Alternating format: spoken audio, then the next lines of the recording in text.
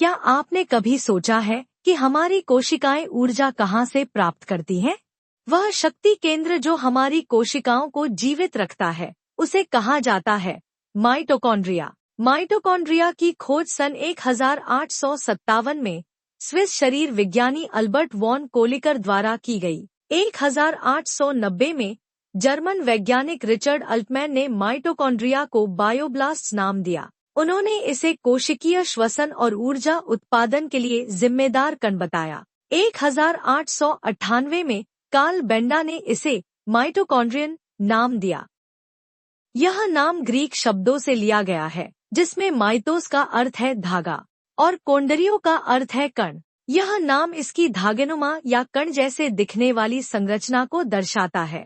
Mitochondria की singular form को mitochondrion कहा जाता है। यह एक द्विझिल्ली युक्त कोशिकांग है। माइटोकॉन्ड्रिया को कोशिका का ऊर्जा केंद्र मतलब power house of the cell कहा जाता है। यह एरोबिक श्वसन द्वारा एडेनोसिन ट्राइफॉस्फेट मतलब एटीपी का उत्पादन करता है, जो कोशिका की ऊर्जा आवश्यकताओं को पूरा करता है। अब बात करते हैं माइटोकॉन्ड्रिया की संरचना की।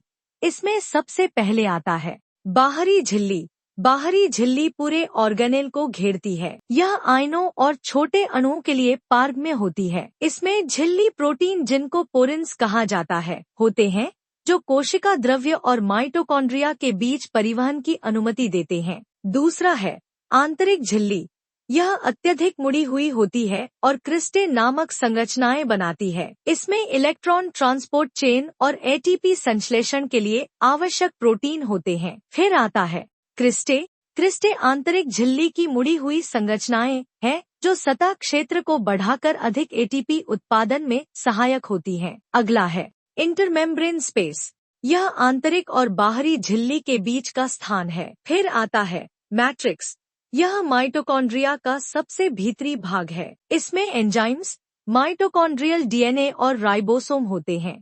यह साइट्रिक एसिड साइकिल और फैटी एसिड तथा पाइरुवेट ऑक्सीकरण के लिए महत्वपूर्ण है। माइटोकॉन्ड्रिया के कार्य। माइटोकॉन्ड्रिया एटीपी का उत्पादन, भंडारण और परिवहन करता है। माइटोकॉन्ड्रिया कोशिका की कुल ऊर्जा का 90% से अधिक एटीपी के रूप में उत्पन्न करता है। ऊर्जा उत्पादन प्रक्रिया को ऑक्सीडेटिव फॉस्फोराइलेशन कहा जाता है। यह साइट्रिक एसिड साइकिल मतलब क्रेब्स साइकिल में महत्वपूर्ण भूमिका निभाता है। यह भोजन से प्राप्त ऊर्जा को एटीपी में परिवर्तित करता है, जिससे कोशिका की विभिन्न प्रक्रियाएं संचालित होती हैं। ऊर्जा का संचय एनाबॉलिज्म कहलाता है। ऊर्जा का उपयोग कैटाबॉलिज्म कहलाता है। एनाबॉलिज्म प्लस कैटाबॉलिज्म को मेटाबॉलिज्म कहते हैं। कोशिकीय मृत्यु मतलब अपोप्टोसिस की प्रक्रिया माइटोकॉन्ड्रिया से शुरू होती है। थर्मोजेनेसिस। कुछ कोशिकाओं में यह ऊष्मा उत्पन्न कर शरीर का तापमान बनाए रखता है, जैसे ब्राउन फैट सेल्स और beige fat cells. Beige fat cells ये सफेद वसा कोशिकाओं के समान होती हैं, लेकिन भूरी वसा कोशिकाओं की तरह ऊर्जा जलाकर हीट उत्पन्न कर सकती हैं। किसी कोशिका में माइटोकॉन्ड्रिया की संख्या उसकी ऊर्जा आवश्यकताओं के अनुसार भिन्न हो सकती है। मांसपेशियों की कोशिकाओं में माइटोकॉन्ड्रिया की संख्या सबसे अधिक होती है।